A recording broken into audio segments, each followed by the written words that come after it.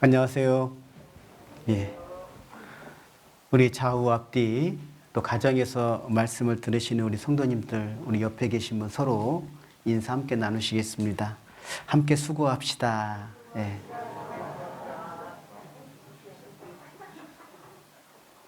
좀 어색하시면 거리두기를 잘 하시면 되겠어요. 예, 한 번 더 하시겠습니다. 사랑합니다. 예, 예, 예. 한 주간 건강하게 잘 보내셨죠? 예, 함께 기도하시겠습니다. 은혜와 사랑이 많으신 아버지 하나님, 감사합니다. 또 거룩한 주일, 또 사랑하는 우리 믿음의 형제 자매님들, 또 교회당에서, 또 가정에서 말씀 앞에 인도되어 말씀을 듣고 교훈받는 시간 함께 할 수 있도록 주 성령님 은혜 베풀어 주심을 감사드립니다. 이 코로나19로 인하여 모두 함께 대면은 할 수 없지만 우리가 어디에 있든지 간에 한 하나님을 섬기며 한 성령 안에서 한 지체로서 교제할 수 있음을 감사드립니다. 주님의 일을 할 수 있는 은혜를 주셨고 또 복음 안에 우리가 수고할 수 있는 기쁨을 주셨습니다. 어디에서 어떤 위치에 있다 하더라도 복음 안에 더욱 수고하는 우리 귀한 믿음의 형제 자매님이 될 수 있도록 주님께서 늘 지켜주시고 도와주시옵소서. 오늘 특별히 우리 여주교회 신축교회당 착공식 있는 날입니다. 아무쪼록 이 모든 일정이 주님의 은혜 가운데 잘 진행될 수 있도록 또 주님 도와주시기를 기도드립니다. 우리를 구원해 주신 주 예수님의 이름으로 기도드렸습니다. 아멘. 우리 성경 전도서 7장입니다.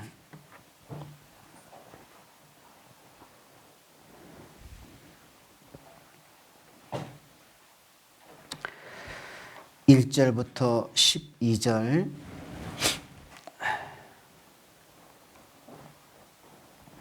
전도서 7장 1절부터 12절입니다.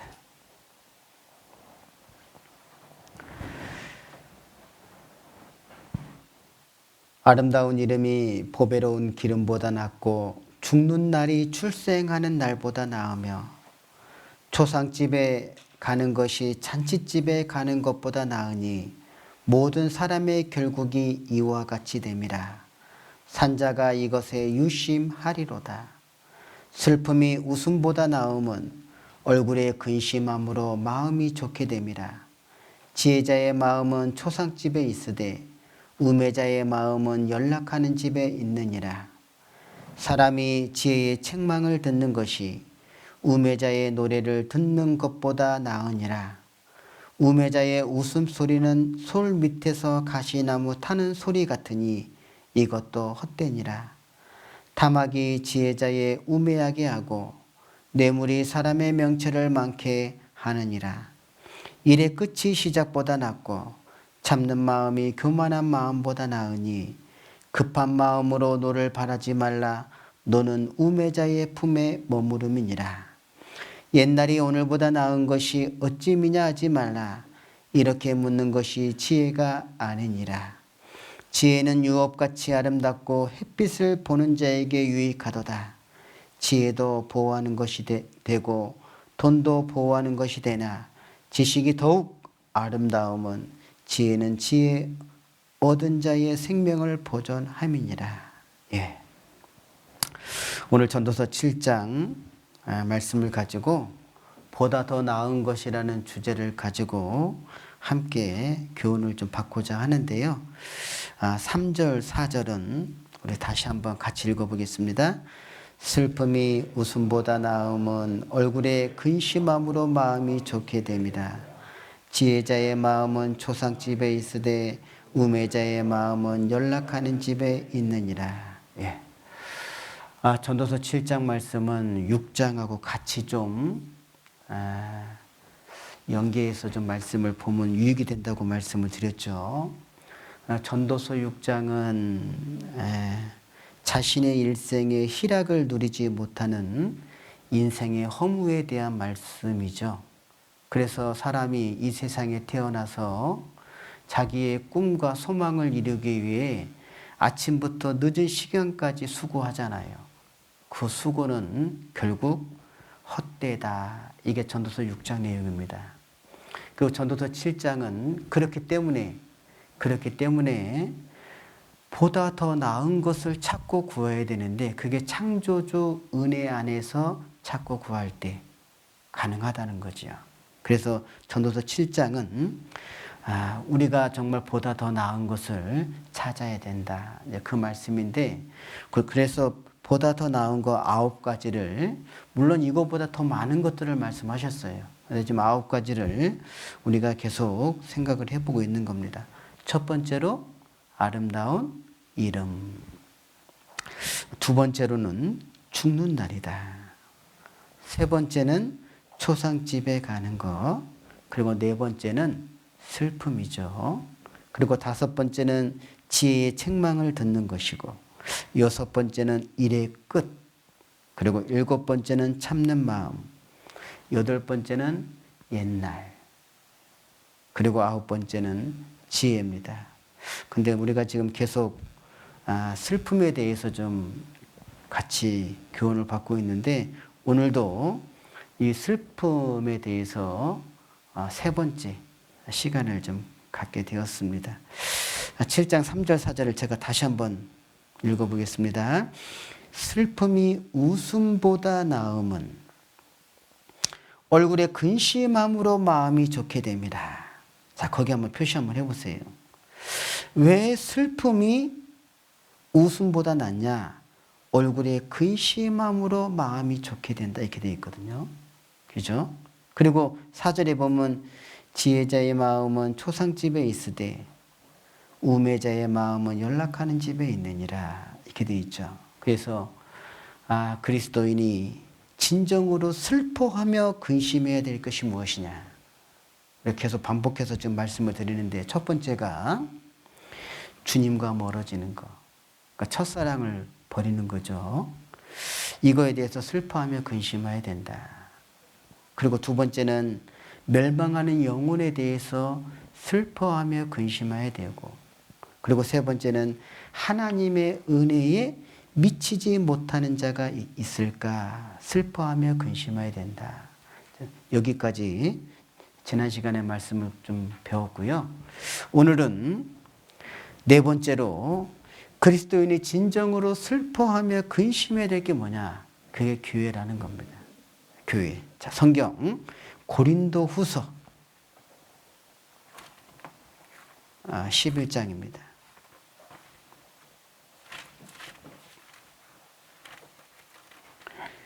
고린도후서 11장 28절 29절입니다.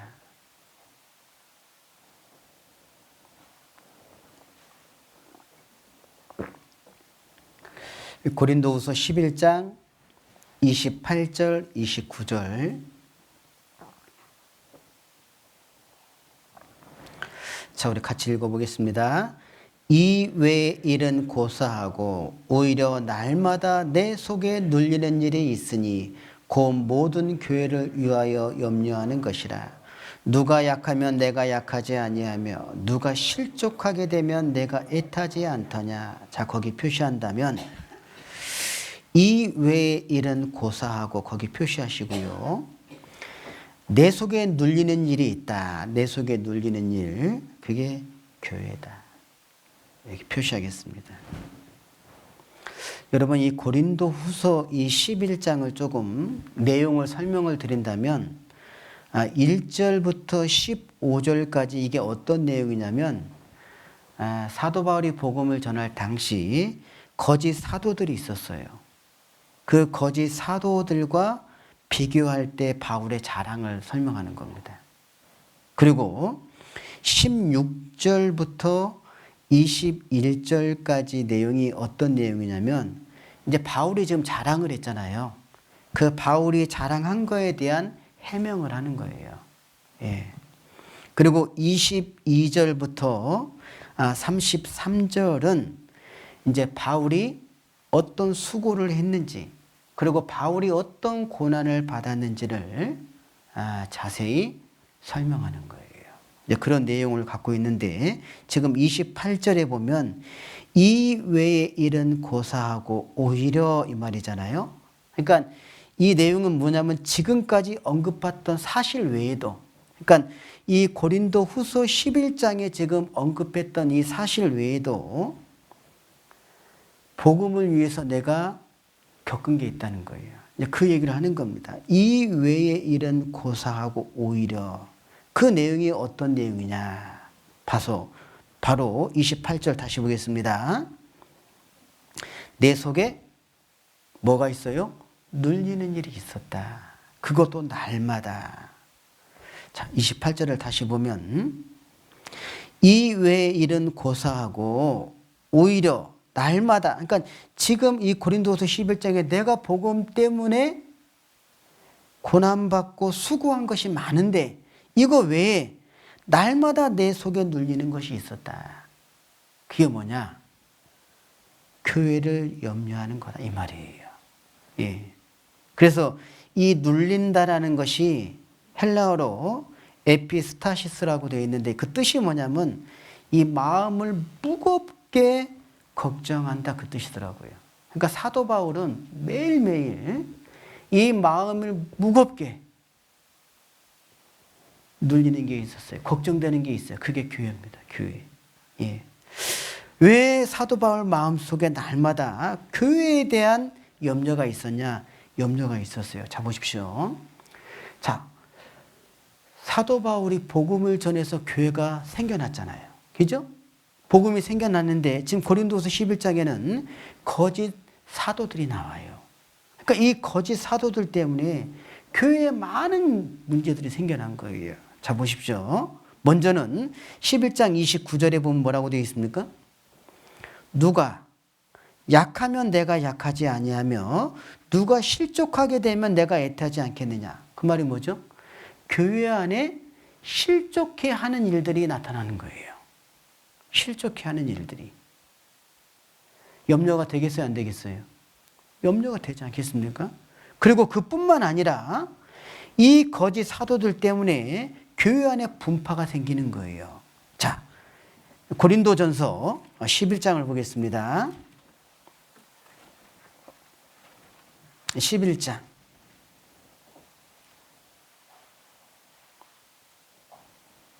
(19절) 고린도전서 11장 19절. 너희 중에 무엇이 나타났습니까? 편당이 있어야 너희 중에 옳다 인정함을 받는 자들이 나타났다. 편당이 뭐예요? 파가 나눠지는 거죠. 이런 일이 지금 생겨나는 겁니다. 그래서 18절에 보면 첫째는 너희가 교회에 모일 때에 너희 중에 무엇이 있어요? 분쟁이 있다함을 듣고 내가 대강 믿는다. 자, 파가 나눠지죠? 분쟁, 다툼이 생겨나는 겁니다. 이런 일들이 교회 안에 지금 나타나고 있는 거예요. 그리고 또 어떤 자들이 믿음에서 떠나는 일이 생기는 겁니다. 디모데전서, 자, 디모데전서 4장입니다.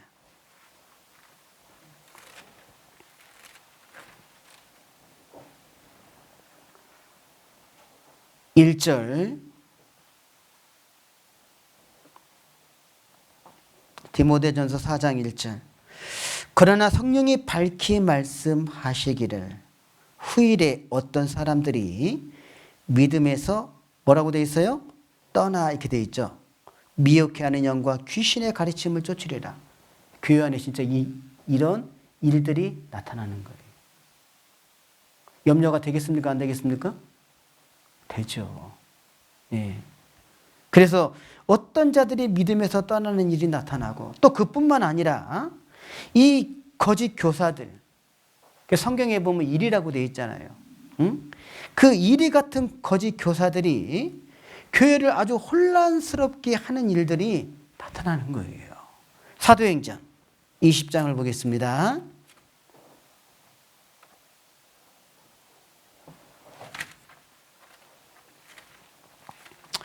20장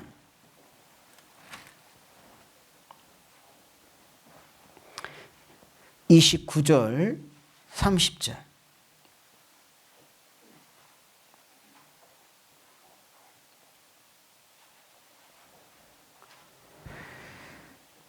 사도행전 20장 29절 30절 우리 같이 읽겠습니다. 내가 떠난 후에 흉악한 이리가 너희에게 들어와서 그 양떼를 아끼지 아니하며 또한 너희 중에서도 제자들을 끌어 자기를 쫓게 하려고 어그러진 말을 하는 사람들이 일어날 줄을 내가 아노니. 이렇게 돼 있죠. 자 보십시오. 지금 사도 바울이 복음을 전해서 교회가 생겨났잖아요. 계속. 지금 교회가 지금 지역에 생겨나고 있는데 어떤 일들이 지금 나타나는 거예요? 실족해하는 일이 나타나고 분쟁과 다툼, 분파가 생겨나고 그리고 어떤 자들이 믿음에서 떠나는 일이 생겨나고 그리고 이 거짓 교사들, 사도들, 이리와 같은 나타나서 교회를 혼잡케 하는 일들이 나타나는 거예요. 그리고 교회가 생겨난 지가 얼마 안 되다 보니까 신앙이 어리잖아요. 그러니까 신앙이 어리다 보니까 어떻습니까? 서로 판단받는 그런 일들이 생겨나는 겁니다. 그 로마서 14장 1절에 보면 그 믿음이 약한 자들을 너희가 봤되 그의 의심하는 바를 비판하지 말라 이렇게 되어 있거든요. 근데 이제 신앙이 어리다 보니까 비판하는 일들이 이런 일들이 이렇게 생겨나는 겁니다. 근심이 될까요? 안 될까요? 근심이 되죠. 네. 그 사도 바울은 나의 할마다 마음에 눌리는 게 있다. 그게 교회를 염려하는 것이다. 자, 고린도후서 11장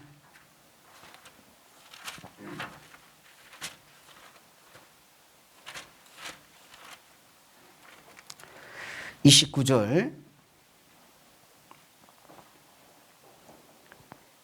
함께 읽겠습니다. 누가 약하면 내가 약하지 아니하며 누가 실족하게 되면 내가 애타지 않더냐. 자, 거기 한번 표시 한번 해보세요. 약하면 아니하며 실족해 되면 않더냐. 이렇게 돼 있죠. 지금 이게 사도 바울의 그 마음을 우리가 좀 읽어볼 수 있잖아요. 야, 누가 약하면 내가 약하지 아니하며 누가 실족하게 되면 내가 애타지 않더냐. 자 보십시오. 여러분 이 교회는 공동체입니다. 믿음이 약한 자든 강한 자든 교회는 공동체예요. 그래서 성경에 뭐라고 되어 있습니까? 한 몸이다 이렇게 되어 있잖아요. 한 몸. 고린도전서 12장을 보겠습니다.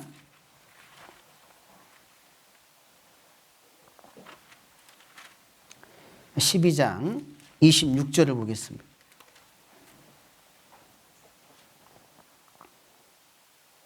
만일 한 지체가 고통을 받으면 모든 지체도 함께 고통을 받고 한 지체가 영광을 얻으면 모든 지체도 함께 즐거워하나니. 이렇게 돼 있죠.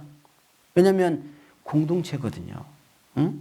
그러니까 믿음이 약하고 신앙이 곧지 못한 그 성도가 있다면 마땅히 사랑을 나눠주고 함께 고민하고 함께 아파하는 것이 마땅하잖아요. 그러니까 사도 바울이 그런 걸 본으로 보여주는 겁니다. 그러니까 그 지체가 만약에 약해서 아파하면 함께 그 아픔을 나눠주고 함께 울어주고 그게요. 그게 공동체 운명인 거예요. 제가 광주에서 목회할 때에 담임 목사님이 주일 설교를 하실 때 항상 강조했던 게 뭐냐면 운명 공동체라는 걸 강조를 했어요. 근데 개인적으로 저는 물론 말씀은 그러한데 그게 마음에 와닿지는 않았어요. 그때 목회할 때 광주에서 있을 때는요. 근데 점점 이제 목회를 하면서 정말 그렇구나.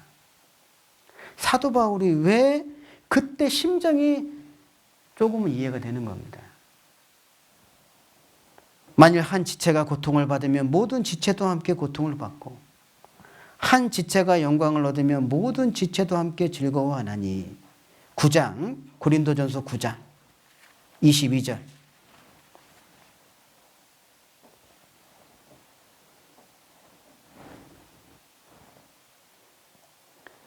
약한 자들에게는 내가 약한 자와 같이 된 것은 약한 자들을 얻고자 하며 여러 사람에게 내가 여러 모양이 된 것은 아무쪼록 몇몇 사람들을 구원코자 함이니라.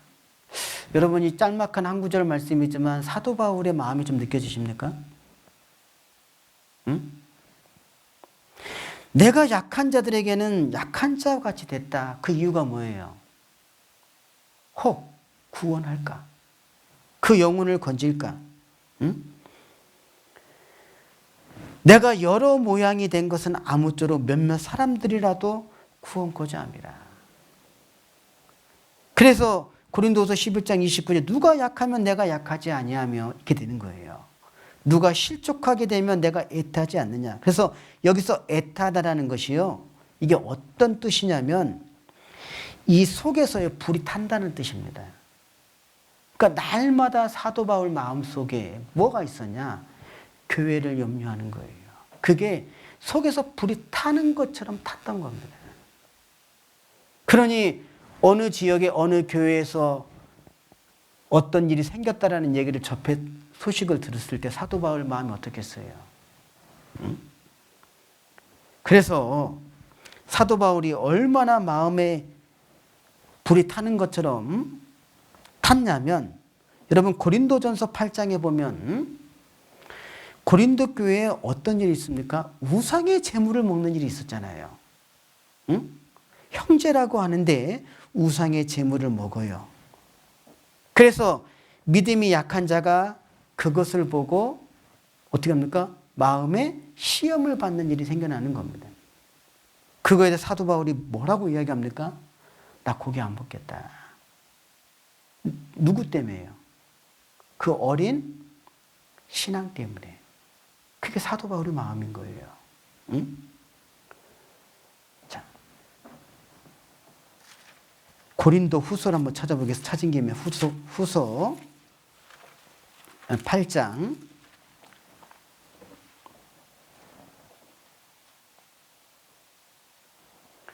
고린도후서 8장 8절부터 좀 보겠습니다. 고린도 전서요, 전서. 예, 고린도 후서가 아니라 전서 8장.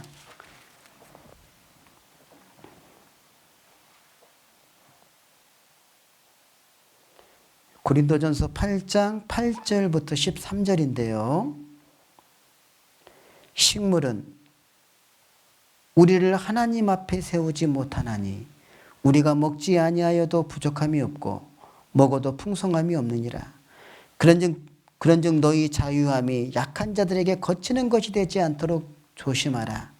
지식 있는 내가 우상의 집에 앉아 먹는 것을 누구든지 보면 그 약한 자들의 양심이 담력을 얻어 어찌 우상의 재물을 먹게 되지 않겠느냐.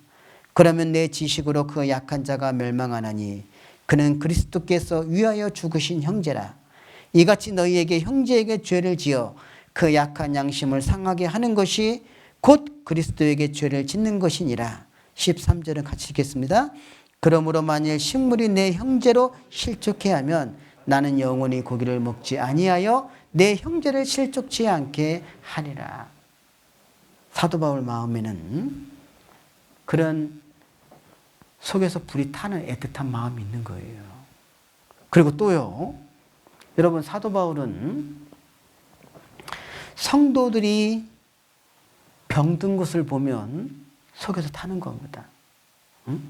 여러분 빌립보서 2장에 보면 사도 바울이 로마의 감옥에 갇혔을 때 누가 와서 도움을 주냐면 에바브로디도라고 하는 빌립보 교회에서 형제자매들의 마음을 모아가지고 에바브로디도 편에 사도 바울을 도움을 주잖아요.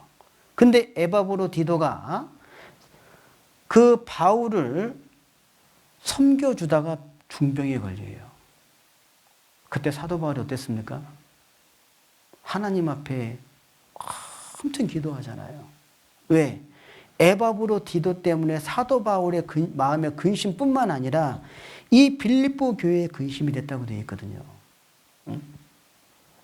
그리고 또 뿐만 아니라 사도 바울 마음에는, 자 보십시오, 거짓 사도의 꼬임에 넘어가 믿음의 길에서 이탈하는 경우가 있었어요. 자, 로마서 14장을 보겠습니다.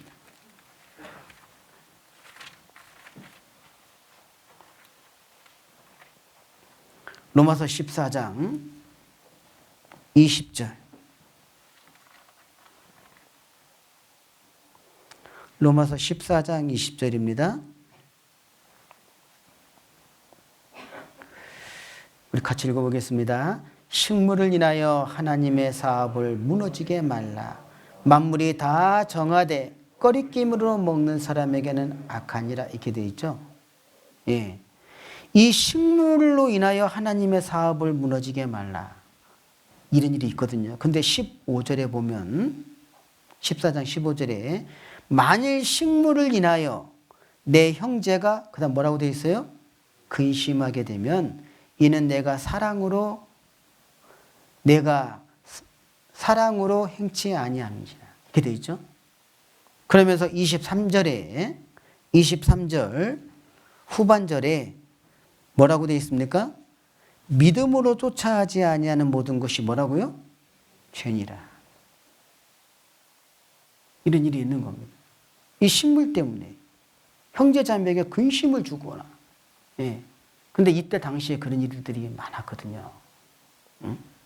그리고 또 어떤 일이 있었냐면 성도 간의 법정 시비가 있는 거예요. 이때 시대에는 주로 물론 금전적인 것도 거래를 했지만 물건을 서로 주고받는 경우가 많았습니다. 근데 이것이 이제 문제가 생긴 거예요. 자, 고린도전서 한번 보겠습니다. 6장 1절부터 보겠습니다.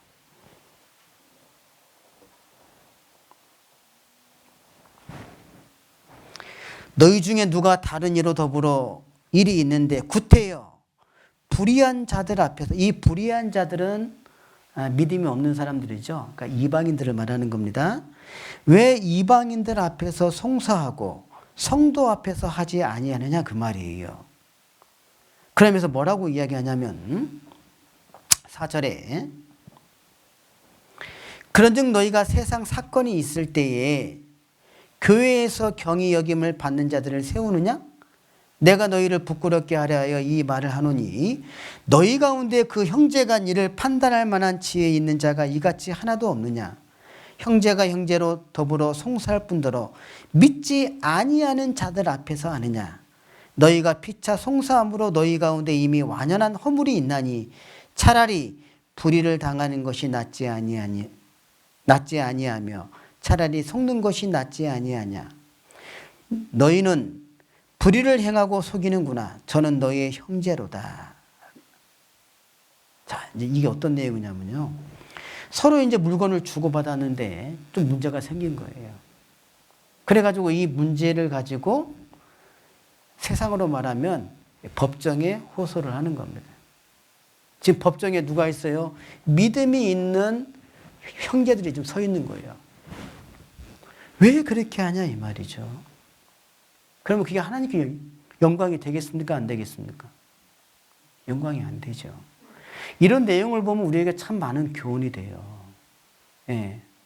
행여 우리 이 구원받은 하나님의 자녀들이 법정 앞에 서는 것은요, 사실 부끄러운 겁니다. 예. 근데 이런 내용이 신명기 17장에도 8절에서 13절 말씀에 또 나와 있어요. 나중에 한번 찾아서 읽어보세요. 예. 성도 간에 어떤 송사와 다투는 거 있잖아요. 그리고 또 교회 안에 음행죄가 또 드러나는 거예요. 음행죄. 그게 고린도전서 5장의 내용입니다. 음행죄. 그리고 또 어떤 일이 있냐면 교회 안에 시기와 분쟁과 다툼이 있어요. 이게 고린도전서 3장에 나와 있어요. 시기, 분쟁, 다툼. 또 어떤 일이 있냐면 이 교회 안에 하나님 앞에 예배를 드리는데요.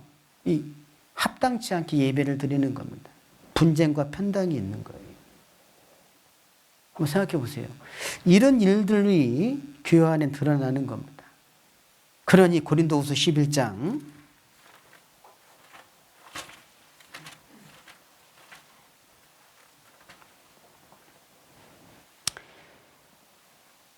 28절부터 30절입니다.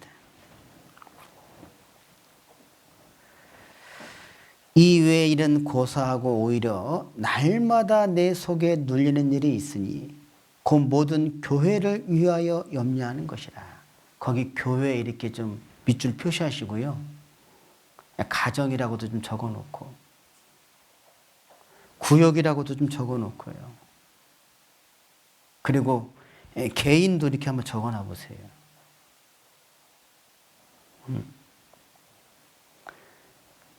날마다 내 속에 눌리는 일이 있으니 곧 모든 교회를 위하여 염려하는 것이라. 누가 약하면 내가 약하지 아니하며 누가 실족하게 되면 내가 애타지 않다냐.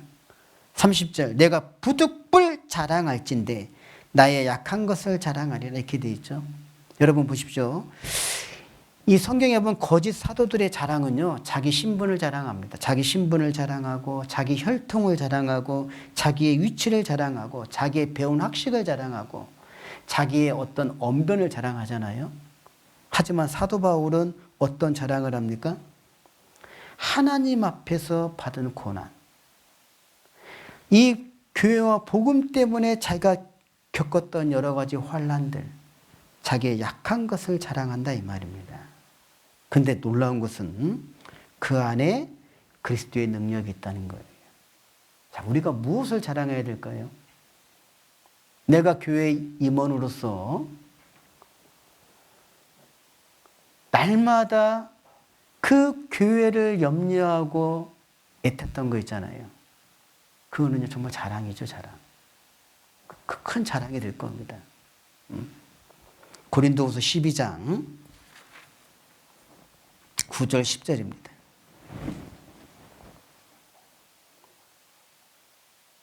고린도후서 12장 9절 10절 내게 이르시기를 내 은혜가 내게 족하도다.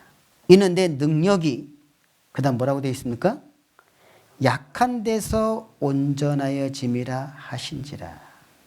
그러니까 하나님은요, 그 약한 것을 들어서 더 크게 역사하시는 것 같아요. 예. 그러면서 10절 그러므로 내가 그리스도를 위하여, 거기 표시 한번 해보세요. 사도 바울이 그리스도, 즉 우리의 구원자 되시는 예수님 그리스도를 위하여 약한 것들과 능력과 궁핍과 핍박과 곤란을 기뻐하노니 이는 내가 약할 그때 곧 강함이라. 이렇게 돼 있죠. 우리가 이제 보통 교회 앞에 어떤 임원으로 이렇게 세워질 때 보면은 그런 생각을 하잖아요. 내가 정말 이걸 할 수 있을까? 부족한 내가 정말 이거 감당할 수 있을까? 근데 그거 아셔야 돼요. 그렇기 때문에 그 일이 맡겨진 거예요. 만약에요, 나는 이거 할 수 있어. 모든 거 다 할 수 있어. 그런 분은 안 세운다니까요. 예. 사도 바울은 육신적으로 보면 부족한 분이 없는 분입니다. 율법에 대해서는 정말 능한 자잖아요. 그럼에도 불구하고 사도 바울은 하나님 앞에 정말 약한 자예요. 그는 날마다 교회를 위하여 염려함이라. 그래서 그리스도인이 진정으로 슬퍼하며 근심해야 될 게 뭡니까? 교회예요, 교회. 그리고 내 가정, 내 구역, 내 회별, 내 부서별, 그리고 개인의 신앙. 이거에 대해서는 우리가 좀 새겼으면 좋겠어요. 자, 그리고 그리스도인이 진정으로 슬퍼하며 근심해야 될 게 또 무엇이냐면 다섯 번째, 가족의 영혼입니다. 가족의 영혼. 시편 61편을 보겠습니다.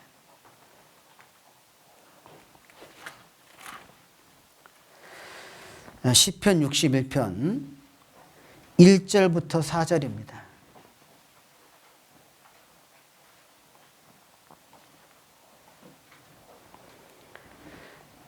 시편 61편 1절부터 4절.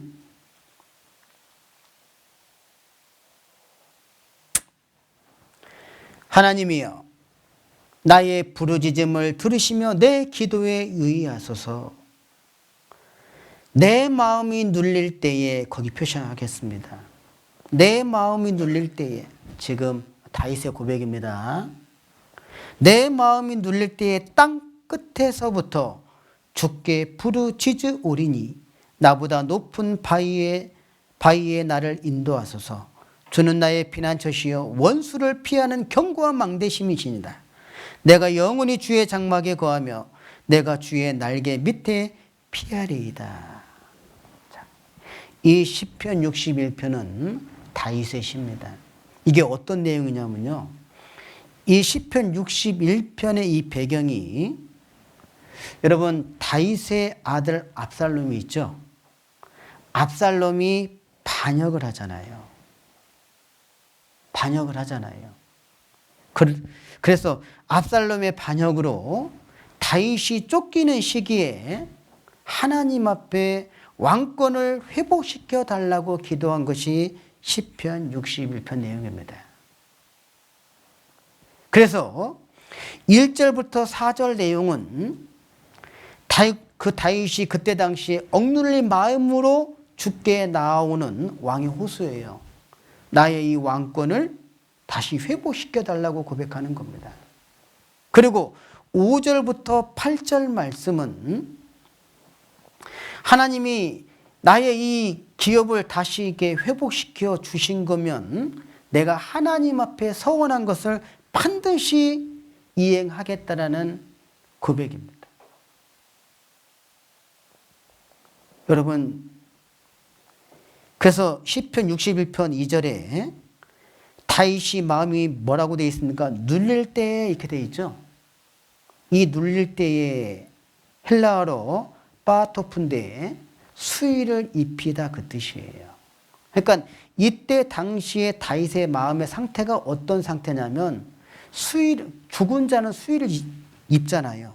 그러니까 죽은 자와 같은, 즉 시체와 같은 상태였다라는 겁니다. 좀 이해되십니까? 얼마나 다윗이 정말 처절한 상태인지를. 그래서 이때 당시 다윗은 너무나 헤아리기 힘든 그 수치와 수모와 굴욕이에요. 한번 생각해 보세요. 지금 누구 때문에 지금 다윗이 도망자가 됐어요? 아들이잖아요. 아들이 지금 반역해서 지금 다윗이 도망을 가는데요. 어떤 상태로 도망을 갔는 줄 아십니까? 한번 보세요. 사무엘하 15장입니다.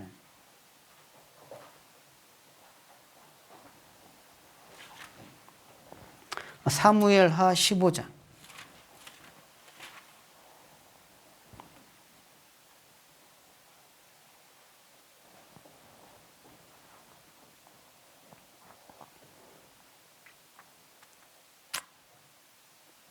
(1절)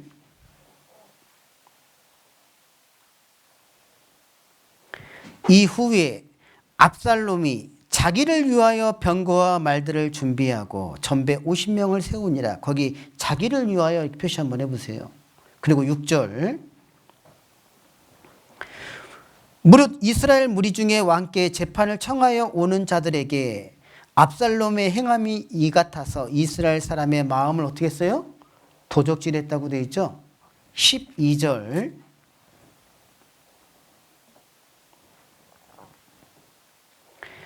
제사 드릴 때에 압살롬이 사람을 보내어 다윗의 모사 길로 사람 누굽니까? 아히도벨을 그 성읍 길에서 청하여 온지라. 반역하는 일이 커가며 압살롬에게로 돌아오는 백성이 많아지니 이렇게 되어 있죠. 아히도벨은요, 이때 당시 다윗의 가장 절친한 벗이에요. 벗. 모사입니다. 지혜를 주는 사람이었어요. 근데 어떻게 했습니까? 압살롬의 반역에 동참을 하는 거예요.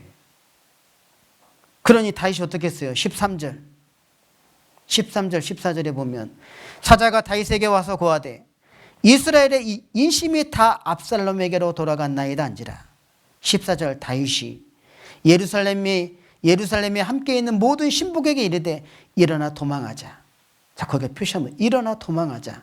그렇지 아니하면 우리 한 사람도 압살롬에게서 피하지 못하리라. 빨리 가자. 두렵건대 저가 우리를 급히 따라와서 해하고 칼로 성을 칠까 하노라. 그리고 30절 함께 읽겠습니다. 다윗이 감난산 길로 올라갈 때 머리를 가리우고 맨발로 울며 행하고 저와 함께 가는 백성들도 각각 그 머리를 가리우고 울며 올라가니라. 자, 거기 표시한다면 다윗이요, 지금 긴박하게 도망을 가는 겁니다. 감난산 쪽으로 지금 도망을 가는데 머리를 가리웠다는 거, 풀어 헤쳤다는 거예요. 그리고 맨발로요. 신발도 신지 못하고 도망을 가는, 얼마나 긴박했으면. 응? 그리고 31절에 혹이 다윗에게 고하여 압살롬과 함께 모반한 자들 가운데 아히도벨이 있나이다.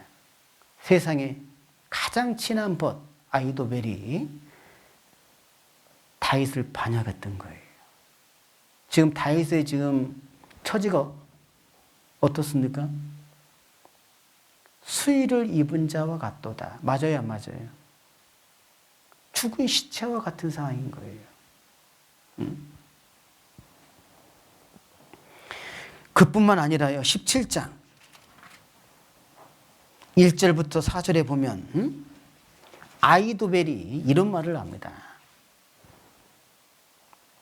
17장 1절부터 4절 아히도벨이 또 압살롬에게 이르되 이제 나로 하여금 사람 1만 2천을 택하게 하소서. 1만 2천이면 얼마나 많은 군대예요? 응? 오늘 밤에 내가 일어나서 다윗의 뒤를 따라 저가 고나고 약할 때에 엄습하여 저를 무섭게 한즉 저와 함께 있는 모든 백성이 도망하리니. 그 다음 뭐라고 되어 있습니까? 내가 다윗 왕만 쳐 죽이고, 이렇게 되어 있거든요. 응? 그리고 모든 백성으로 왕께 돌아오게 하리니 무리에 돌아오기는 왕의 찾는 이 사람에게 달렸습니다. 그리하면 모든 백성이 평안하리이다. 압살롬과 이스라엘 장로들이 다 그 말을 옳게 여기더라. 지금 아히도벨이 어떤 지혜를 내냐면, 나에게 1만 2천의 군사를 택하게 해주면 그 군사를 거느리러 가서, 지금 다윗이 많은 사람이 따라갔거든요. 아마 이 수를 보면 다 도망갈 거라고. 그러면 다윗 왕만 쳐 죽이면 함께 했던 많은 사람들이 압살롬 당신에게로 돌아오게 될 것입니다. 그런 지혜를 내는 거예요. 지금 다윗은요, 너무나 그 형편과 처지가 절박한 상황입니다. 자, 여러분이 만약에 다윗이라면 압살롬에 대해서 어떤 마음을 품을 것 같아요? 어떤 마음을 품을 것 같아요? 뭐 나한테 기분 나쁜 거 있어요? 예? 어떤 마음을 품을 것 같아요?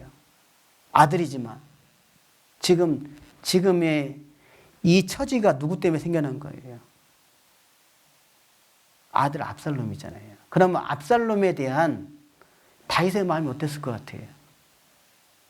여러분이 만약에 지금 다윗이라면 어땠을 것 같아요? 내 힘만 생겨봤죠. 그런 마음 분명히 있을 거예요. 그 압살롬에 대한 그 분노, 응? 화, 가만두지 않겠다. 무식해. 그러잖아요. 집에서도 막 자식이 막 저기 하면 어때요? 속썩이면 저런 것이 죄송합니다. 말이 헛나왔어요. 예, 취소. 예. 많은 자식 중에 왜 하필이면 그런 생각 다 올라오잖아요. 예? 그런데요, 여러분 그거 아십니까? 그럼에도 불구하고 다윗이 마음에 압살롬을 염려하는 거예요. 응? 그럼에도 불구하고. 응? 왜 다윗은 어떻게 보면 자기 처지가, 지금 처지가 그러잖아요. 수의를 입은 자와 같도다.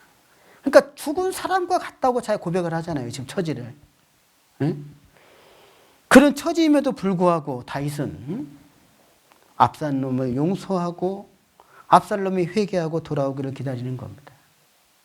그 이유가 뭡니까? 그게 아버지의 마음이에요. 응? 그게 아버지의 마음입니다. 그리고 압살롬이 그 범죄한 이유가 지금 다윗이 범죄했잖아요. 간음죄를 짓고 살인죄를 졌잖아요. 물론 그 죄 때문에 회개하고 하나님 앞에 용서는 받았지만 지금 압살롬이 범죄 이유가 다윗이 범죄한 그 영향이 있다는 걸 다윗은 아는 거예요. 그리고 아비로서 아들을 올바르게 인도하지 못하는 책임감 때문에 있는 겁니다.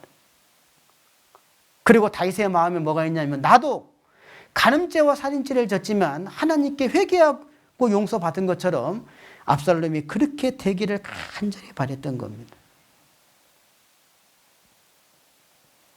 그걸 어떻게 할 수 있냐면요. 사무엘하 18장을 보겠습니다.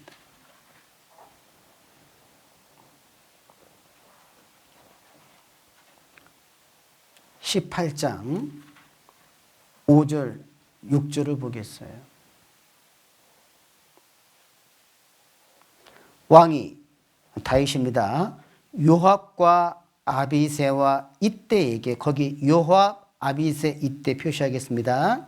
가로되 나를 위하여 거기 표시하겠어요. 누구를 위하여? 다윗 왕 나를 위하여 소년 압살롬을 너그러이 대접하라 이렇게 돼 있는 거예요. 이제 곧 있으면 전쟁이거든요. 응? 요압 아비새 이때에게 명하여 가로되 나를 위하여 소년 압살롬을 너그러이 대접하라 하니 왕이 압살롬을 위하여 모든 군장에게 명령할 때 백성들이 다 들으니라. 이에 백성이 이스라엘을 치러 들로 나가서 에브라임 수풀에서 싸우더니 그러면 요압과 아비새 이때가 누구냐면요. 18장 1절 2절을 보겠습니다. 이에 다윗이 그 함께한 백성을 계수하고 천부장과 백부장을 그 위에 세우고 그 백성을 내어 보낼새 3분의 1은 요압의 수하에 두고 3분의 1은 수르의 아들 요압의 동생 아비새의 수하에 붙이고 3분의 1은 가드 사람 이때의 수하에 붙이고 백성에게 이르되 나도 반드시 너희와 함께 나가리라. 그러니까 이게 뭐냐면 요압과 아비새 이때는요. 지금 전쟁에 나가는 군대의 3분의 1씩 군대 장관이에요. 그 부탁을 하는 겁니다. 이제 전쟁을 하는데 나를 위하여 소년 압살롬을 너그러이 대접하라. 부탁을 하는 겁니다. 9절 10절 압살롬이 다윗의 신복과 마주친지라.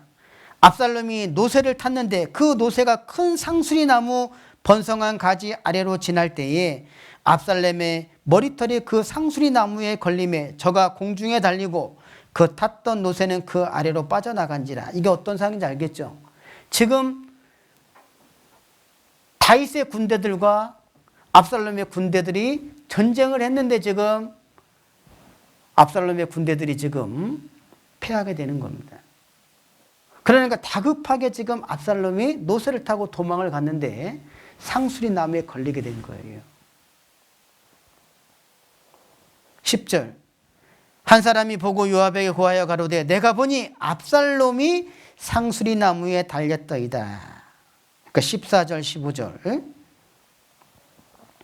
요압이 가로되 나는 너와 같이 지체할 수 없다 하고 손에 작은 창 셋을 가지고 가서 상수리 나무 가운데서 아직 살아있는 압살롬의 심장을 찌르니 요압의 병기를 맡은 소년 열이 압살롬을 에워싸고 쳐 죽이니라. 이렇게 돼 있어요. 그리고 지금 다윗은 기다리고 있는 겁니다. 그 전쟁의 소식을 기다리고 있는 거예요. 근데 이 말씀을 쭉 읽어보면요. 전쟁에서 하나님이 승리해 주실 것을 다윗은 어느 정도 짐작했던 것 같아요. 그 전쟁의 승리 소식보다도 아들 압살롬에 대한 소식을 기다리는 겁니다. 야, 정말 다윗의 마음이 좀 느껴지더라고요. 18장 28절부터 보겠습니다.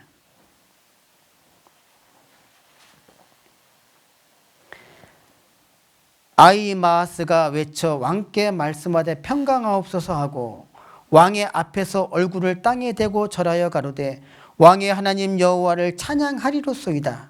그 손을 들어 내주 왕을 대적하는 자들을 붙여주셨나이다. 이렇게 지금 와서 전쟁의 소식을 지금 전하는 겁니다. 그러니까 29절에 보십시오. 왕이 가로되, 다윗이 지금 이야기하는 겁니다. 뭐라고 물어봐요? 어떻게 해서 승리했느냐 그 물어보는 것이 아니라 소년 압살롬이 찰이 있느냐 이걸 물어보는 거예요. 응? 아히마아스가 대답하되 요압이 왕의 종 나를 보낼 때에 크게 소동하는 것을 보았사오니 무슨 일인지 알지 못하였나이다. 왕이 가로되 물러나 곁에 서 있으라 하매 물러나 섰더라. 31절 구스 사람이 이르러 고하되 내 주 왕께 보할 소식이 있나이다. 여호와께서 오늘날 왕을 대적하던 모든 원수를 갚으셨나이다. 왕이 구스 사람에게 묻되 뭐라고 물어봐요? 전쟁이 어떻게 승리했느냐 그걸 물어보는 것이 아니라 소년 압살롬이 찰이 있느냐. 구스 사람이 대답하되 내 주 왕의 원수와 일어나서 왕을 대적하는 자들은 다 그 소년과 같이 되기를 원하나이다. 뭐라고요? 지금 압살롬이 죽었다라고 좀 전하는 겁니다. 33절. 자, 다윗이 지금 모습이 어떻습니까? 왕의 마음이 심히 아파. 거기 표시 한번 해보세요. 문 위에 올라가서 우니라. 저가 올라갈 때에 말하기를 내 아들 압살롬아, 내 아들 압살롬아, 내 아들 압살롬아, 내가 너를 대신하여 죽었다면 압살롬아 내 아들아 하였더라. 이렇게 되어 있죠. 여러분 이 말씀을 보면 어떻습니까? 지금 다윗의 마음속에 어떤 눌림이 있어요? 가족의 영혼에 대한 눌림이 있는 거예요. 왜 다윗은 압살롬이 회개하고 돌이키기를 원하셨을까요? 만약에 회개하고 돌이키지 않으면 심판인 거예요. 다윗은 그걸 경험했잖아요, 지금. 응? 자기가 간음죄를 짓고 살인죄를 졌는데 회개하고 돌이켜서 하나님 앞에 용서를 받았잖아요. 다윗은 그 마음이 있는 겁니다. 압살롬이 회개하고 돌이키기를 원하시는 거예요. 그래서 시편 61편 말씀에 하나님이여 나의 부르짖음을 들으시며 내 기도에 유의하소서. 내 마음이 눌릴 때에 여러분 다윗의 마음에 가족의 영혼에 대한 눌림이 있습니다. 우리의 마음은 어떻습니까? 잘 한번 생각해 보세요. 성경에 보면 사람의 원수가 누구라고 되어 있죠? 사람의 원수가 누구예요? 내 집안 식군이라 이렇게 되어 있죠. 마태복음 10장 36절에 보면 사람의 원수가 누구냐? 자기 집안 식군이라. 그 미가서 7장 6절에는 사람의 원수 곧 자기 집안 사람이로다 이렇게 되어 있거든요. 우리가 전도하기가 제일 힘든 게 누굽니까? 원수잖아요. 여러분 이방인을 전도하다 보면 어떤 오해와 비방을 받으면 이렇게 마음의 위로를 받아요. 고난받는다. 때로는 핍박을 받는다. 당연하다. 근데요, 가족한테서 그런 오해와 비방을 받으면 어떻습니까? 고난이요, 핍박이에요. 그것보다도 가족에 대한 서운함이 더 커요. 근데 잘 생각해 보십시오. 지금 다윗이 어떤 상태예요? 자기 아들한테서 지금 그런 어려움을 당하는 거잖아요. 응? 심지어 다윗이 뭐라고 고백을 합니까? 나는 수의를 입은 자와 같도다. 나는 죽은 시체와 같도다. 그런 상황을 지금 누구 때문에 만들어진 거예요? 저기 압살롬. 아들 때문에 그 지금 환경이 된 거잖아요. 그러면 우리가 생각할 때는 좀 아들에 대한 원망, 불평 같은 것이 나올 만도 하잖아요. 그런데 그것이 아니라 오히려 그 아들을 염려하고 회개하기를 돌이키는 마음. 우리가 가족에게 아무리 핍박과 어려움을 당해도 사실 다윗이 자식한테 받은 어려움에 비한다면 사실 그 무게를 따진다면 그렇게 크지 않을 거라고 생각합니다. 근데 내 마음속에는 구원받지 않는 가족의 영혼에 대한 눌림이 있습니까?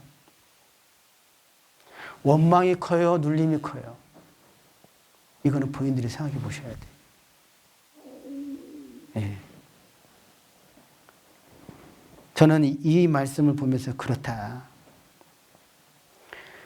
무엇보다도 우리가 정말 가족의 영혼에 대해서 슬퍼하고 근심해야 된다. 자, 따라 하시겠습니다. 사람의 행위가 여호와를 기쁘시게 하면 그 사람의 원수라도 그로 더불어 화목하게 하시느니라. 어디에 나오는 말씀이에요? 잠언 16장 7절 말씀. 원수를 전도할 수 있는 방법, 사람의 행위가 여호와를 기쁘시게 함. 여러분, 다윗처럼 우리 마음속에 가족의 영혼에 대한 슬픔과 근심이 있어야 돼요. 원망이 아니라, 비난이 아니라. 그렇죠? 시편 119편입니다.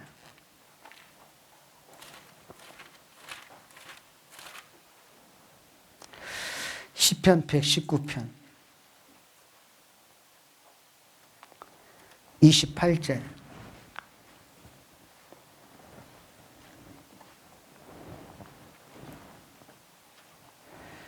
시편 119편 28절. 함께 읽겠습니다. 나의 영혼이 눌림을 인하여 녹사오니 주의 말씀대로 나를 세우소서. 여러분, 녹는다라는 것은 완전 흘러내리는 거잖아요. 응? 나의 영혼이 눌림을 인하여 녹사오니 주의 말씀대로 나를 세우소서. 다윗의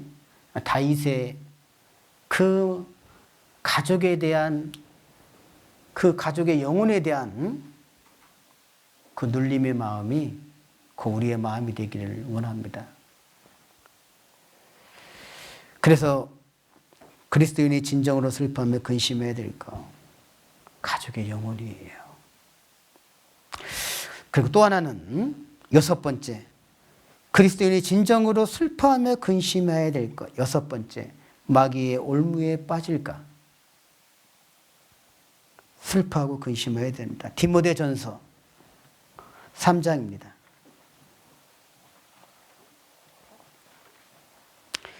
디모데전서 3장 7절입니다. 디모데전서 3장 7절. 또 외인에게서 또 선한 증거를 얻은 자라야 할지니 비방과 마귀의 올무에 빠질까 염려하라. 거기 마귀의 올무 표시하시고 비방은 동그라미 치고 한번 해보셔요. 마귀의 올무가요, 비방입니다. 마귀가 사용하는 무기가 뭐냐면 비방이에요.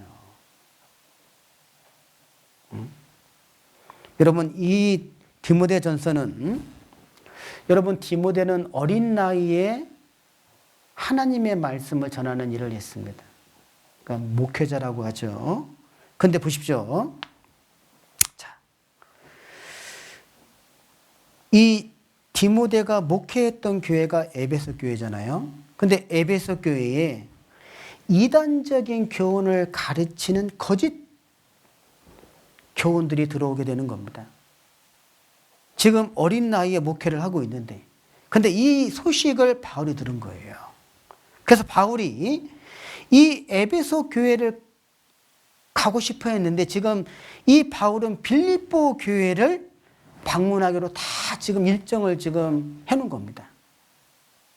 그래서 이 빌립보 교회를 방문을 빨리 하고 마치고 에베소 교회로 가고자 했어요. 근데 그게 여의치가 않은 거예요. 이 빌립보 교회를 방문했는데. 그러다 보니까 이 사도 바울 마음에 이 디모데에 대한 염려가 있고, 그리고 에베소 교회에 대한 염려가 있는 거예요. 그래서 먼저 편지를 보낸 것이 디모데전서입니다. 이해되시죠? 네. 네. 근데 표정들이 이게 마스크 써서인지 몰라도 잘 모르겠어요. 네. 그러니까 지금 이 바울이 지금 이 디모데가 지금 어려움이 있잖아요. 에베소 교회의 그 거짓된 교우 때문에. 그래서 염려가 돼가지고 먼저 편지를 보내는 게 이게 디모데전서예요. 그래서 이 디모데전서의 내용을 보면 지금 시간이 없어서요. 거짓 선생들에 대한 경고, 그리고 이 진리의 복음을 끝까지 수호해야 된다는 말씀이 있는 겁니다. 그리고 교회 모임에 반드시 유념해야 될 것들에 대한 주의사항이 있는 거예요. 그리고 장로 집사를 선택할 때의 기준을 말씀하셨고, 그리고 목회자로서 반드시 갖춰야 될 경건 생활에 대한 말씀들, 그리고 목회자로서 성도를 어떻게 대해야 되는지 자세에 대한 말씀이 나와 있는 거예요. 디모데전서 4장 6절입니다. 6절 함께 읽겠습니다. 내가 이것으로 형제를 깨우치면 그리스도 예수의 선한 일꾼이 되어 믿음의 말씀과 내게 쫓은 선한 교훈으로 양육을 받으리라. 자, 내가 이것으로 형제를 깨우치면 이것이 뭡니까? 5절 말씀이에요. 하나님의 말씀과 기도입니다. 그러니까 하나님의 말씀과 기도로 형제를 깨우치면 그 말이거든요. 그리스도 예수의 선한 일꾼이 되어 믿음의 말씀과 내게 쫓은 선한 교훈으로 양육을 받으리라. 그래서 이 디모데전서의 전체적인 내용을 좀 다 할 수 없기 때문에요. 지금 우리가 3장, 이 3장의 내용이 어떤 내용이냐면 감독과 집사의 자격에 대한 말씀이거든요. 그러면서 7절에 말씀하신 겁니다. 또한 외인에게서도 선한 증거를 얻은 자라 할지. 그럼 외인이 누굽니까? 이방인들이잖아요. 그러니까 이방인들한테도 좋은 평판을 들어야 된다 그 말이에요. 응? 당연히 성도들한테는 말할 것도 없고요. 그런데 또한 외인에게서도 선한 증거를 얻은 자라야 할지니 비방과 마귀의 올무에 빠질까 염려하라. 그러니까 마귀는 반드시 비방이라는 무기를 사용한다는 겁니다. 여러분, 이 비방은 마귀가 쳐놓은 덫이에요. 그러니까 이 비방이라는 건 남을 비웃고 헐뜯는 말이잖아요. 자, 한번 찾아보겠습니다. 시편 42편입니다.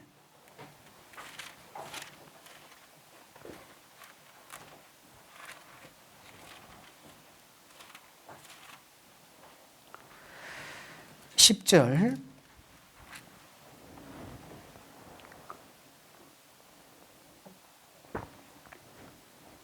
시편 42편 10절입니다.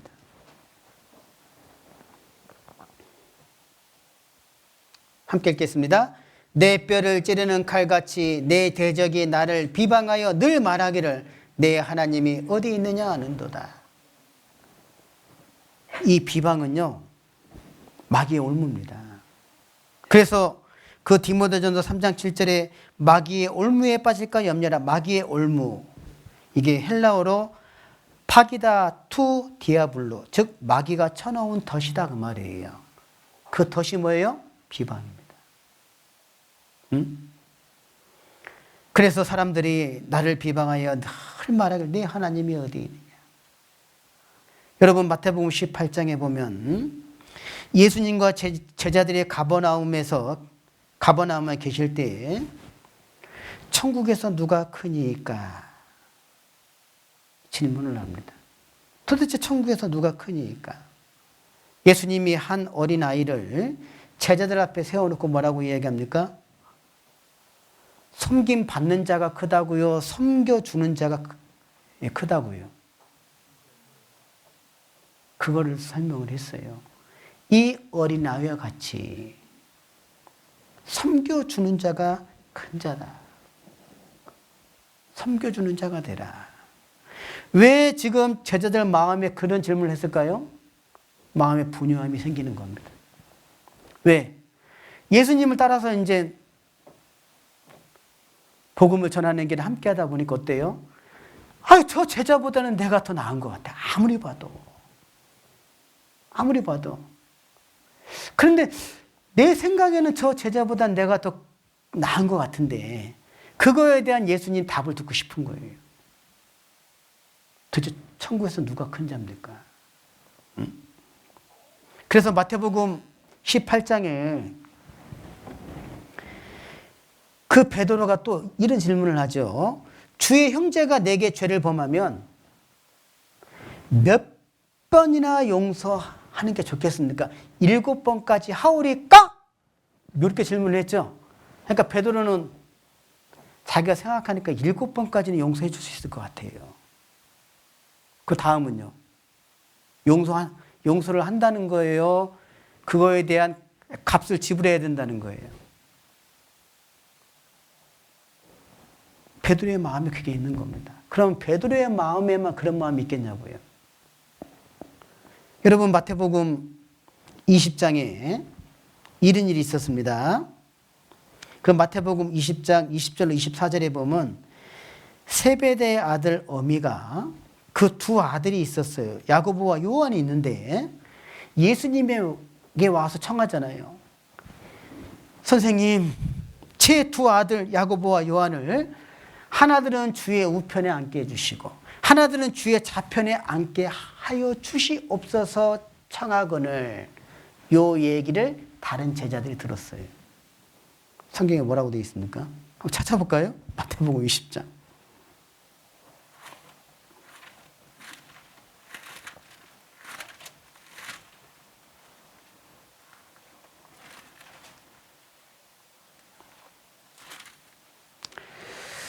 마태복음 20장 20절부터입니다.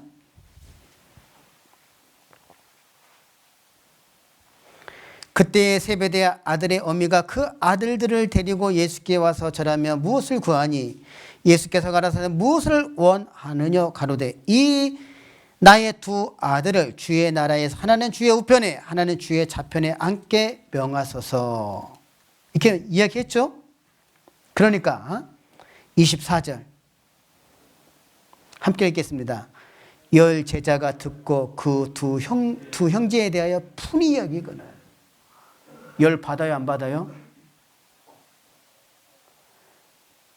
내가 봐서는 저 제자보다는 내가 더 월등히 나은 것 같은데.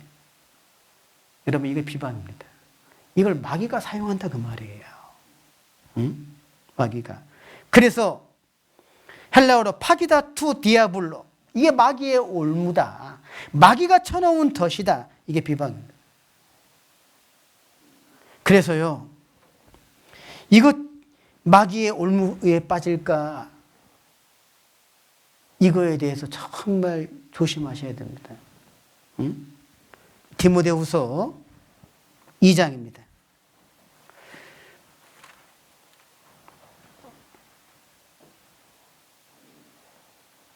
이 장 14절.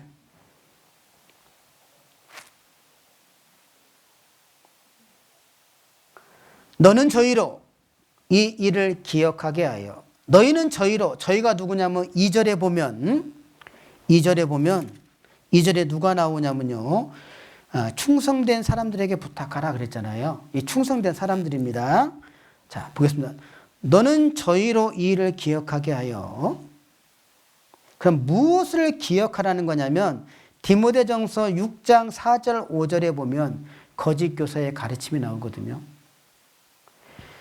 이 일을 기억하게 하여 말 다툼을 하지 말라고 하나님 앞에서 엄히 명하라. 이는 유익이 하나도 없고 도리어 듣는 자들을 많게 함이라.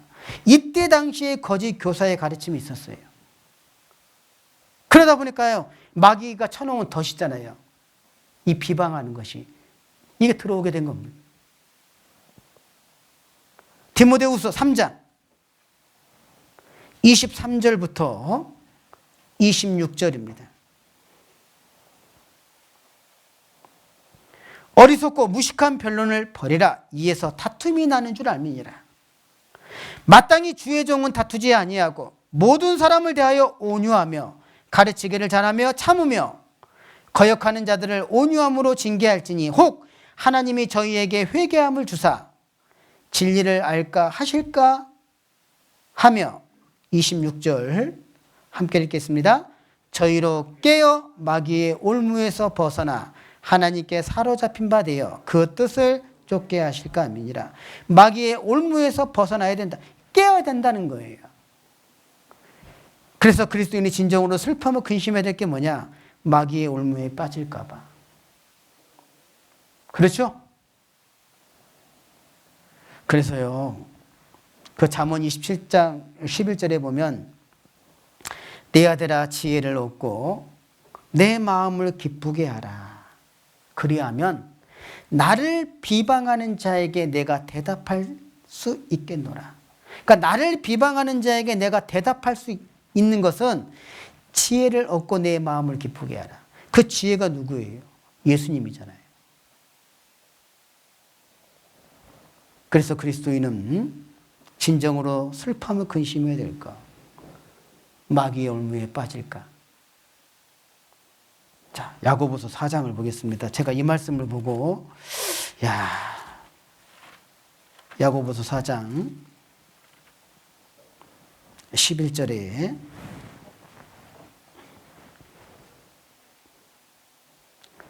야고보서 4장 11절 형제들아 피차에 비방하지 말라. 형제를 비방하는 자나 형제를 판단하는 자는 형제를 판단하는 자는 이게 구원받지 않는 이방인을 말하는 게 아니잖아요. 응? 형제를 비방하는 자나 형제를 판단하는 자는 곧 율법을 비방하고 율법을 판단하는 것이라. 내가 만일 율법을 판단하면 율법의 준행자가 아니요 재판자로다. 여러분, 우리는 준행자죠. 하나님의 말씀을 실행에 옮기는 자잖아요. 그런데 형제를 비방하고 형제를 판단하면 곧 하나님을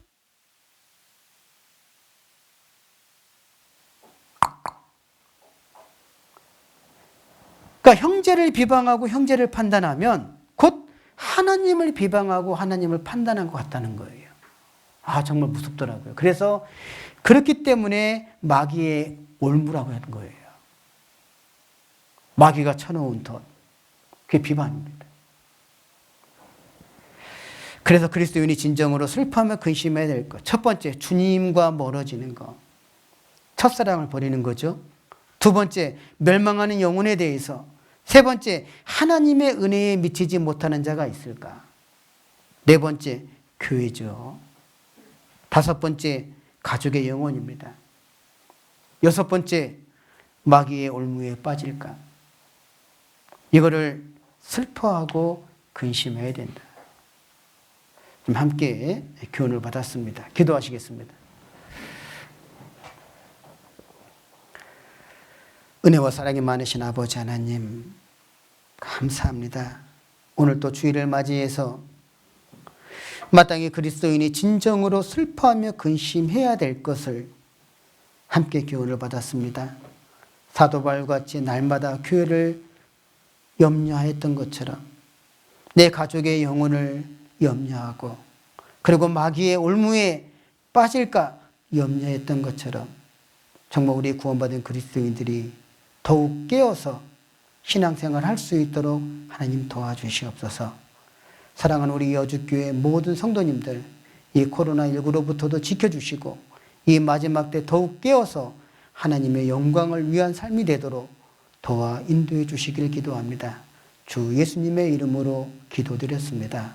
아멘. 은혜 찬송 117장입니다.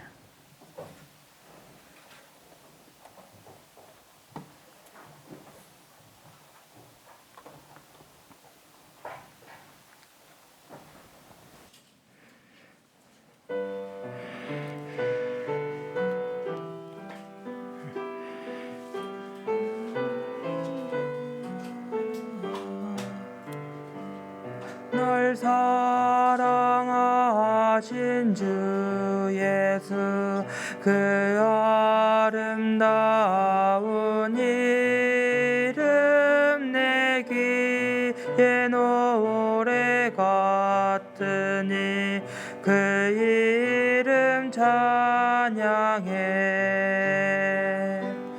오 사랑의 예수 오 사랑의 예수 오 주님이 먼저 날 사랑하셨네.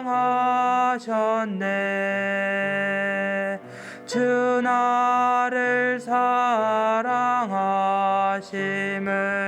나 어찌 표현하리.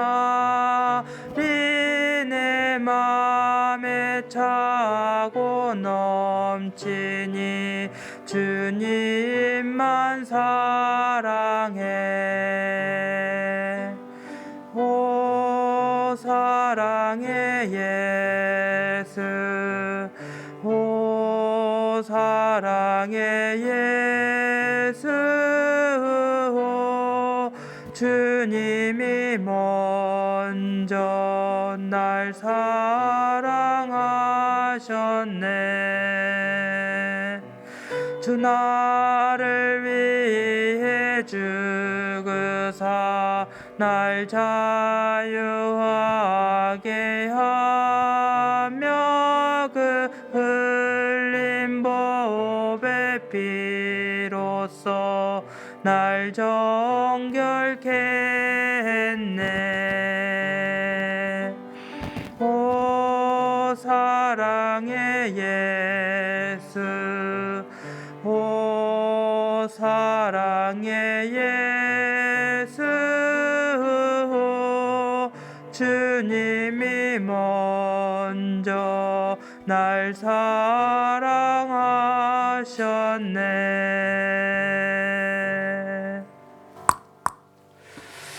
네, 봉사장님 광고 전해주시겠습니다.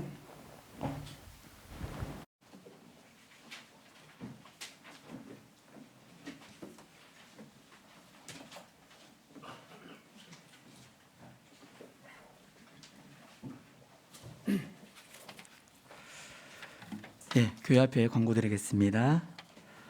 오늘부터 이제 소식지가 정상적으로 출력이 됩니다. 그래서 참여하신 형제 자매님께서는 잘 챙겨주시고요. 혹시 또 구역별 지금 주일날 참석하지 못한 분들은 수요 말씀도 오셔서 꼭 좀 챙겨서 함께 보시면 좋겠습니다. 예, 오늘 드디어 교회당 첫 공식이 진행됩니다. 5시에 진행될 예정인데요. 우리 형제 자매님들은 가급적 한 4시까지는 교회당 부지로 좀 와주셔서 기도로 시작했으면 좋겠다 싶습니다. 그리고 그 물품을 좀 미리 옮겨야 되기 때문에 지금 신형 PY의 물건이 좀 많이 있습니다. 그래서 봉사하시는 형제님들은 2시까지는 오셔야 될 것 같습니다. 미리 오셔서 신형 PY 물건 옮기고 그다음에 교회당에 있는 물건을 또 옮기도록 하겠습니다. 이렇게 좀 봉사해 주시기를 부탁드리고요. 지금 그리고 날씨가 비가 온 후라 좀 많이 좀 쌀쌀합니다. 그래서 부지에 오시는 형제자매님들 좀 옷을 좀 따뜻하게 입고 오시길 바라겠습니다. 그리고 착공식 참석 시 헌금에 함께 좀 동참해 주시길 부탁드립니다. 성도 소식입니다. 41구역 장현옥 자매님 어머니께서 3월 31일 날 주님 품에 영원히 안식하셨습니다. 장례와 주문에 또 기도를 함께 해주시면 감사드립니다. 그리고 21구역 조성호 형제님 지난 3월 29일 날 입원하셔서요. 위 용정 제거 수술하셨는데 4월 1일 날 퇴원하셨습니다. 지금 건강 상태는 상당히 좋은 걸로 보입니다. 기도해 주시기 바라겠고요. 그리고 31구역 김승혜 자매님 지금 허리 골절로 인해서 세종병원 입원 중이신데요. 자매님도 한 3주 정도 요양이 필요합니다. 함께 좀 기도해 주시고 또 자매님이 지금 기도 부탁해 주신 분이 계십니다. 그 같은 병실에 계시는 차금란님 69세시고 능서에 거주하시는 분인데요. 전도가 잘 될 수 있도록 함께 기도해 주시고 그리고 31구역 유승란 형제님, 사무실 직원 박송란님 40세입니다. 저희 그 카톡에 지금 올려놨습니다. 구역별 구역 임원 카톡방이 있기 때문에 구역 식구들에게 전달해 주셔서 함께 좀 기도했으면 좋겠습니다. 그리고 지금 저희가 이제 4월부터는 정상적 오후에 모임을 진행합니다. 우리 소식지에 보면 월간 계획에 기재가 되어 있습니다. 잘 보시면 되겠습니다. 오후 2시 30분에 모임이 진행되는데요. 첫째 주에는 전체 임원 모임, 그리고 두 번째 주, 둘째 주, 셋째 주는 좀 2개 구역씩 나눠서 구역 모임을 진행할 예정입니다. 그래서 소식지에 나와 있는 대로 4월 11일 날은 11구역, 21구역, 4월 18일은 31구역, 41구역입니다. 형제자매들 미리 아시고 구역 식구들이 모두 좀 참석해서 말씀과 또 함께 좀 교제 나눌 수 있는 풍성한 시간이 될 수 있도록 함께 좀 준비해 주시기 부탁드립니다. 그리고 4월 11일까지 지금 이제 수도권 2단계 거리두기 좀 연장이 돼 있는데요. 4월 12일 이후는 그 전에 아마 소식이 나오는 대로 별도로 연락드리도록 하겠습니다. 이상 광고 마치겠습니다.